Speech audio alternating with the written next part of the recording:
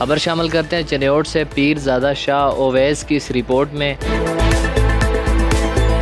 शहर चनियोट के अंदर चौक चतुहान, मुस्लिम बाजार, गली इस्लाह हाई स्कूल में नाजायज तजावजात की भरमार। चौक चतुहान में दुकानदारों ने अपनी दुकान की हदूद में काफ़ी ज़्यादा बाय स्टॉल लगाए हुए हैं। चौक चतुहान में नाजायज तजावजात की भरमार। चौक में फल फ्रूट की रेहड़ियाँ मुख्तलिफ मकामात पर लगाई हुई हैं, जिसकी वजह से अवाम उन्नास के लिए गुजरने के मसाइल पैदा होते हैं। नाजायज़ तजावज़ात के ख़िलाफ़ कार्रवाई करने वाले इदारों की जानिब से सिर्फ कार्रवाई के वक्त ही बाज़ार खाली होता है। इनकी कार्रवाई के बाद बाज़ार में वही हालात बन जाते हैं। अवाम का बाज़ारों में गुजरने में दुश्वारी का सामना करना पड़ता है। अवाम उन्नास का डिप्टी कमिश्नर चनियोट से नाजायज़ तजावज़ात के ख़िलाफ़ मुकम्मल एक्शन लेने का मुतालबा।